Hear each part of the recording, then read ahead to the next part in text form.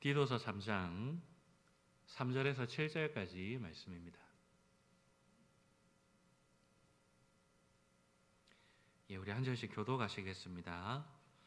우리도 전에는 어리석은 자요, 순종하지 아니한 자요, 속은 자요, 여러 가지 종욕과 행락에 종노릇한 자요, 악독과 투기를 일삼은 자요, 가증스러운 자요, 피차 미워한 자였으나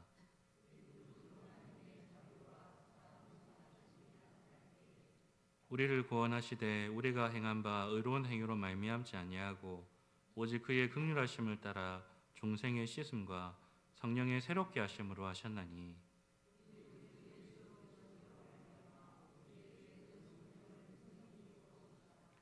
우리로 그의 은혜를 힘입어 의롭다 하심을 얻어 영생의 소망을 따라 상속자가 되게 하려 하심이라.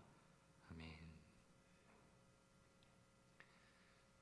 오늘날 대부분의 교회들이 은혜로운 교회 하면 떠오르는 것이 성령 충만한 교회다라고 생각을 합니다. 그러면 여러분, 어떤 교회가 성령으로 충만한 교회일까요? 그저 성령 예배 때마다 언급 많이 한다고 그것이 성령 충만한 교회일까요? 수많은 사이비 이단들도 성령님을 많이 언급합니다. 하지만 그렇다고 해서 그들을 향해 성령 충만하다 말하진 않죠. 성령으로 충만해지기 위해서는 먼저는 성령님이 어떤 분인지를 알아야 합니다. 그리고 그 성령께서 어떻게 일하시는지를 알아야 합니다. 이 지식을 우리가 제대로 갖추었을 때에 우리는 우리의 현실에서 일어나는 일들을 바라보면서 뭐가 성령 충만한 것인지, 뭐가 마귀가 충만한 것인지를 분별해낼 수가 있습니다. 여러분, 성령님은 어떤 분이십니까? 오늘 본문과 또 우리 사도신경의 고백을 통해서 함께 알아가는 시간을 갖기를 원합니다. 먼저 우리가 성령 하나님에 대해서 알기 위해서 한 가지 전제 조건이 필요합니다. 그것은 성령 하나님에 대해 가장 정확하게 알 수 있는 유일한 수단이 오직 성경이라는 것입니다. 이 기본적인 전제 위에서 우리는 성령 하나님을 제대로 알 수가 있습니다. 왜냐하면 오늘날 꽤 많은 사람들이 이렇게 주장을 합니다. 성령님은 인간의 생각과 상식으로 제한될 수 없다. 심지어 성령님은 성경을 뛰어넘어서 일하신다. 그러니 성령 하나님을 사람의 생각으로 그리고 성경으로 제한하지 마라. 이렇게 주장을 하죠. 이렇게 주장하는 사람들은 성령 하나님을 성경 말씀으로 이해하지 않습니다. 자신의 경험과 체험으로 성령님을 이해하려고 합니다. 그래서 성경에 없는 내용을 자신의 주관으로 이해하다 보니 나중에는 아주 큰 영적 함정에 빠지게 되죠. 자기 자신이 재판관이 되어서 이것이 성령의 역사인지 아닌지를 분별하게 됩니다. 바로 사람이 하나님을 판별하게 되는 그런 오류를 범하게 되는 것이죠. 여러분, 사람에게 판단받는 하나님, 사람의 인정을 받아야지 드러나는 성령의 역사, 이게 여러분 말이 되겠습니까? 그러나 성령을 너무 강조한 나머지 말씀을 무시하는 자들은 반드시 이런 함정에 빠지게 마련입니다. 예를 들면 이런 것이죠. 성령이 임하시면 병고침의 역사가 일어난다라고 말을 합니다. 그런데 여러분, 마귀는 병을 못 고칠까요? 여러분, 마귀도 얼마든지 병 고칠 수 있습니다. 좀 민망한 얘기지만은 저희 외삼촌이 저희 어머니를 전도하셨거든요. 근데 지금 저희 외삼촌의 가족은 신앙생활을 하지 않습니다. 우리 요 앞에 SGI, 흔히 말하는 남묘 호랑경교, 거기에 온 가족이 열심히 믿고 있습니다. 왜 그러냐면 저희 사촌 누나가 크게 아팠는데 다른 병원에 가도 교회에 가도 못 고친 병을 거기에서 고쳤거든요. 그래서 지금도 우리 사촌 누나와 형들은 벽에 대고 남묘 호랑경 주문을 외우고 있습니다. 여러분, 마귀도 병 고칠 수 있습니다. 그러니 병 고침의 역사가 일어났다고 해서 무조건 성령의 역사라고 말할 수가 없습니다. 그리고 또 성령이 임하시면 방언의 역사가 나타난다고 말합니다. 그런데 여러분, 마귀는 방언을 말하게 할 수 없을까요? 얼마든지 할 수 있습니다. 소위 우리가 말하는 방언, 혀가 풀리면서 사람이 알아들을 수 없는 말을 하게 되는 것, 이것은 여러분 교회에만 있는 현상이 아닙니다. 수많은 역사 속에서 여러 이방 종교에서 공통적으로 나타났던 모습입니다. 대표적인 예가 여러분 피타고라스라는 사람입니다. 여러분 피타고라스는 피타고라스에 정리해가지고 수학자로 우리가 알고 있는데 실제로 그 사람은 철학자였습니다. 특별히 그 사람은 신비주의 철학에 깊이 빠져 있었는데 그 사람들은 날을 정해놓고 자기들끼리 집회를 열었습니다. 근데 그 집회를 어떻게 했냐면 그냥 넓은 치마 같은 걸 입고 제자리에 뱅글뱅글 도는 겁니다. 근데 같은 행동을 계속 반복하다 보면 어느 순간 이 정신이 잠깐 이렇게 다른 데로 가는 그런 체험을 하게 되는 것이죠. 그렇게 할 때에 그 사람들은 사람들이 알아들을 수 없는 방언을 말하기 시작했습니다. 여러분, 이방 종교에도 방언이 등장합니다. 마귀도 방언을 줄 수 있습니다. 그래서 여러분, 방언을 말한다고 해서 무조건 성령님의 역사는 아닙니다. 그러나 여러분, 우리는 우리의 경험과 우리의 주관으로 이게 성령의 역사다 아니다라고 판단하기가 참 어렵습니다. 그런데도 성령님을 성경과 관계없이 믿는 사람들은 자신의 판단과 체험을 가지고 무조건 성령의 사역이다라고 치부해버리는 것이죠. 결국에는 자기 자신이 성령의 역사를 판단해버리는 함정에 빠지게 되는 것입니다. 이러한 생각은 내가 하나님이다, 내가 재림 예수다라고 주장하는 저 이단들의 주장과 별반 다를 바가 없는 것입니다. 여러분, 성령님은 진리의 영이십니다. 말씀과 함께 사역하시며 말씀을 이루기 위하여 사역하십니다.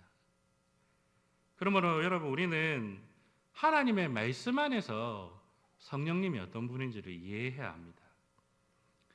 우리가 성령 하나님을 제대로 알 수 있는 유일한 방법은 성경밖에 없습니다. 그러면 성경은 우리에게 성령 하나님을 어떻게 가르치고 있습니까? 그 성령의 그 진리들을 잘 압축해 놓은 이 사도신경에서 이 성령님의 사역에 대해서 어떻게 고백하고 있습니까? 사도신경의 내용 중에 이 성령에 대한 고백은 바로 이렇습니다. 나는 성령을 믿으며 거룩한 공교회와 성도의 교제와 죄를 용서받는 것과 몸의 부활과 영생을 믿습니다. 이 성령 하나님에 대한 고백 중엔 이 고백은 크게 두 부분으로 나눌 수가 있습니다. 첫 번째 부분은 성령 하나님께서 우리의 구원을 위해서 어떻게 일하시는가. 두 번째 부분은 성령 하나님께서 하나님의 구원 역사를 성취하시기 위해서 어떻게 일하시는가. 이 두 부분으로 나눠줄 수가 있죠. 먼저는 성령 하나님께서 우리의 구원을 위해서 어떻게 일하시는지를 살펴봅시다. 사도신경의 제일 마지막 부분, 죄를 용서받는 것과 몸의 부활과 영생을 믿습니다. 이 부분이 우리의 구원을 위해서 성령님께서 하시는 일을 잘 설명해 주고 있습니다. 죄 용서받고 몸이 부활하고 영생을 누리고 이 모든 것을 합해서 한마디로 요약하면 바로 구원이지요. 예수님께서는 우리를 위한 대속제물이 되어 주심으로 우리에게 구원의 은혜를 베풀어 주셨습니다. 그런데 문제는 그렇다고 해서 그것이 자동적으로 나의 것이 되지는 않는다라는 것입니다. 그 예수님의 구원을 믿음으로 받아들여야 합니다.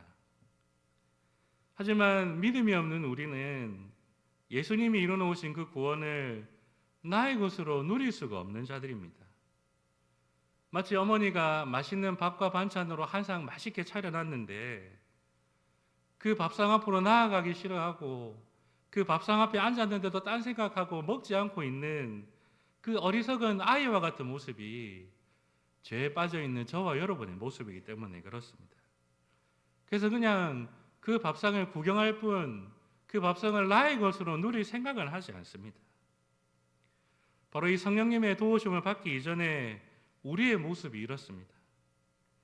성부 하나님께서 태초부터 구원의 역사를 계획하시고 성자 예수님을 통하여서 아버지의 구원 계획을 다 성취하셨습니다. 그런데 문제는 우리는 그것을 나의 것으로 받을 수 있는 능력이 없습니다. 우리의 죄악된 본성은 자꾸만 하나님의 은혜를 헛되이 하고 그 하나님의 사랑에서 도망치게 만들기 때문에 그렇습니다. 그런데 그런 우리를 어디 도망 못 가게 딱 붙들어 놓고 하나님의 구원을 우리 입에 떠먹여 주시는 분이 계십니다. 그분이 바로 성령 하나님이십니다. 성부 하나님이 계획하시고 성자 예수님이 성취하신 그 구원을 오늘 내가 경험할 수 있도록 우리를 그 은혜 가운데 붙들어 주시고 그 구원의 은혜를 떠먹여 주십니다. 그래서 그 예수님이 성취하신 구원이 나의 구원으로 경험될 수 있도록 하나님과 우리 사이에 징검다리 역할을 하시는 분이 바로 성령 하나님 것이죠. 이것이 바로 성령 하나님께서 우리의 구원을 위하여 행하시는 사역입니다. 이러한 성령 하나님의 사역을 또 다른 표현으로 하나님의 구원을 우리에게 적용시키신다라고 표현하기도 합니다. 원래는 다 마련해주신 그 구원이 나와는 상관없는 구원이었는데 성령 하나님께서 우리에게 떠먹여 주셔서 그 구원의 은혜를 바로 나에게 적용시켜 주신다라는 의미로서 이렇게 표현하는 것이죠. 이처럼 예수님의 구원을 나에게 적용시켜 주시는 일, 그것이 바로 성령 하나님께서 하시는 사역입니다. 오늘 본문도 우리에게 말하고 있죠. 오늘 본문 6절과 7절 말씀을 보시면 성령을 우리에게 풍성히 부어주셔서 그 은혜를 힘있게 하시고 상속자가 되게 하셨다라고 말을 합니다. 다른 말로 하면 하나님의 구원을 나의 것으로 누리기 위해서는 성령이 아니면 불가능하다는 것입니다. 성령 하나님 때문에 그 구원을 나의 것으로 누리고 있다라는 말이죠. 여러분, 예수님의 구원을 나의 구원으로 누릴 수 있는 것 바로 성령 하나님의 사역 덕분입니다. 성령께서 우리를 하나님의 구원 가운데 꼭 붙들어 주시고 그 구원의 은혜를 구역구역 떠먹여 주십니다. 그래서 우리는 이 성령 하나님의 역사를 믿기 때문에 우리는 우리의 구원을 확신할 수가 있는 것입니다. 여러분, 시편 23편의 마지막 절에 다윗이 이렇게 고백하죠. 나의 평생의 선하심과 인자하심이 나를 따르리니. 여기서 따른다라는 표현은 그냥 강아지가 주인 따라가듯이 졸졸졸 따라간다는 말이 아닙니다. 아주 맹렬하게 쫓아간다는 말입니다. 마치 경찰이 도둑놈 잡으러 쫓아가듯이 사냥개가 사냥감 쫓아가듯이 그렇게 맹렬하게 쫓아간다는 말입니다. 하나님께서 그 선하심과 인자하심을 가지고 다윗 평생에 막 쫓아오시면서 그 선하심과 인자하심을 떠먹여 주셨다고 다윗이 고백하고 있는 것입니다.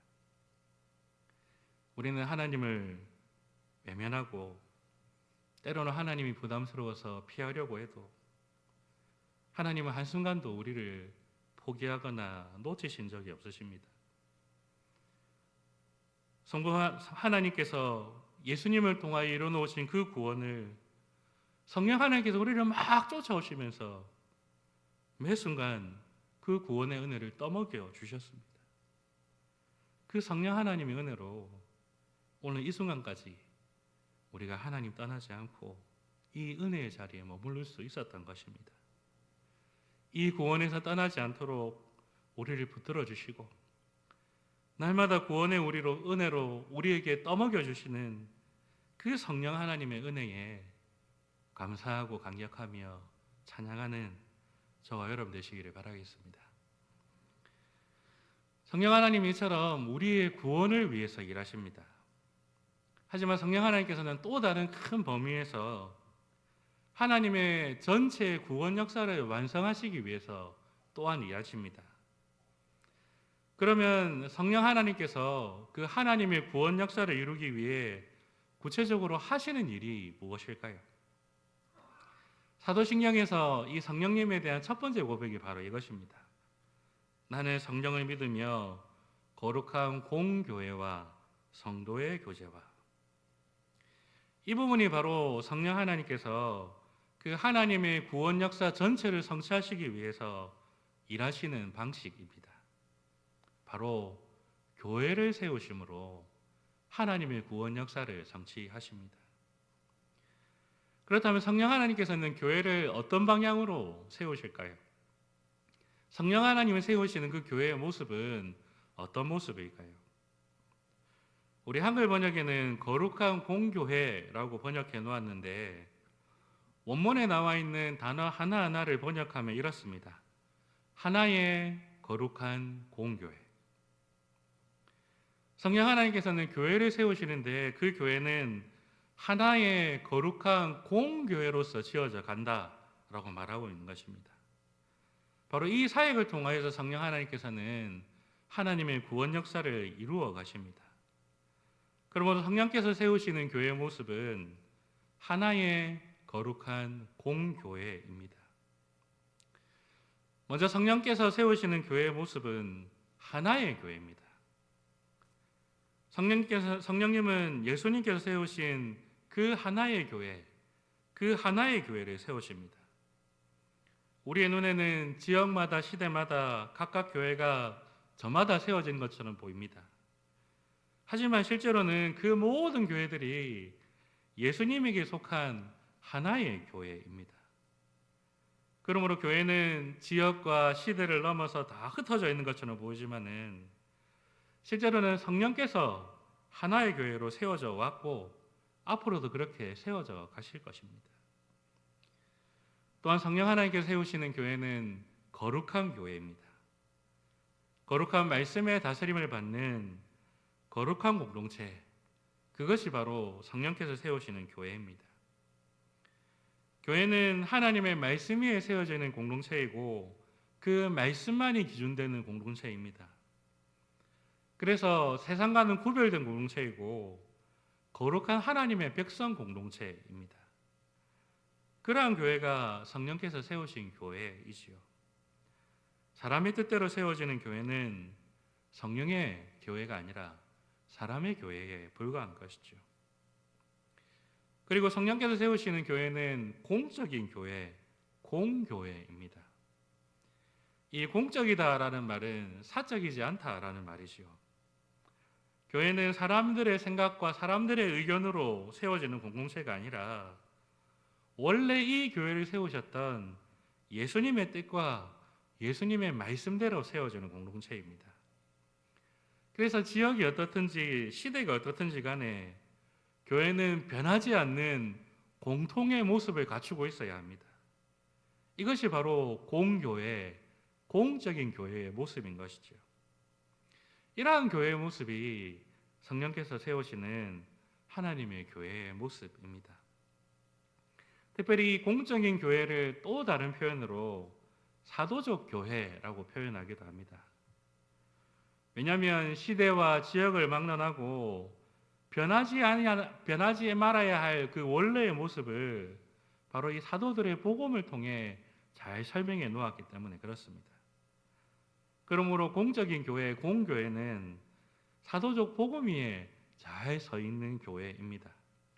그래서 이 공교회의 또 다른 표현은 사도적 교회다라고 말할 수가 있는 것이죠. 여러분, 그러므로 교회는 사람이 고안해낸 공동체가 아닙니다. 예수님께서 명령하신 공동체이고 사도적 복음 위에 든든히 서서 공적인 모습을 유지해야 되는 공동체입니다. 그 교회를 통해 성령 하나님께서는 하나님의 구원 역사를 완성해 가시는 것이죠. 그러면 여러분, 우리가 조심스럽게 좀 사용해야 될 표현들이 있습니다. 이 교회를 향하여서 우리가 말을 하고 또 기도하는 자리에서 교회의 발전, 교회의 번영 이런 표현들은 사실 좀 어울리지 않습니다. 발전, 번영이란 말은 사람이 만들어 놓은 사업체나 회사에 어울리는 표현이죠. 여러분, 교회는 사람이 세우지 않았습니다. 예수님께서 세우셨습니다. 그래서 더 이상 번영하고 발전할 게 없습니다. 오히려 원래의 모습을 회복하고 그 모습을 향하여서 계속해서 개혁해가는 공동체이지 발전이나 번영이 필요한 공동체가 아닙니다. 여러분, 우리는 어떠한 교회입니까? 예수님의 몸으로서 하나로 연결된 공동체입니까? 우리는 거룩함을 놓치지 않으며 예수님께서 세워놓으신 원래의 모습을 지키기 위해 힘써 영적 전쟁을 감당하는 교회입니까? 아니면 그 본래의 모습에서 점점 멀어져서 점점 세상과 닮아가고 있는 공동체입니까? 우리는 정말 성령 하나님께서 세우고자 하시는 그 교회의 본래의 모습을 온전히 가지고 있습니까? 우리는 이 성령 하나님의 사역 앞에서 우리의 모습을 돌아봐야 하는 것이죠. 성령 하나님께서는 예수님의 구원을 날마다 우리에게 떠먹여 주심으로 이 구원의 은혜를 경험케 하십니다. 그리고 또 성령 하나님께서는 바로 하나의 거룩한 공교회를 세우심으로 하나님의 구원 역사를 완성해 가고 계십니다. 바라기는 날마다 우리에게 구원의 은혜를 먹여주시는 그 성령 하나님의 은혜에 감격하여서 이 교회를 하나님의 구원 역사의 도구로 쓰임받게 하는 그러한 교회로서 날마다 세워가기 위해서 몸부림치는 저와 여러분 되기를 바랍니다. 그래서 정말로 이 마지막 때에 하나님의 구원 역사에 귀히 쓰임받는 저와 여러분 그리고 우리 교회가 될 수 있도록 그렇게 힘써 교회를 세우고 위해서 기도하시는 우리 모두가 되길 바라겠습니다. 다시 기도합시다.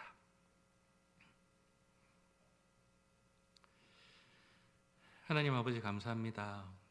성령님 우리에게 보내어 주셔서 그 구원의 은혜를 맛보게 하시며 또 하나님 나라를 위하여서 쓰임받게 하시니 감사합니다. 정말로 날마다 그 구원의 자리에 머물러서 그 구원을 기쁘게 맛보게 하시고 누리게 하시고 또한 성령께서 이 교회를 이끌어 가시는 그 방향대로 온전히 받들어 섬겨서 그렇게 아름다운 교회로 날마다 지어져가는 우리가 되게 하여 주시옵소서. 성령 하나님 날마다 우리를 붙들어 주시고 날마다 우리를 인도해 주시옵소서. 우리 주 예수님 이름으로 기도합니다. 아멘. 찬송가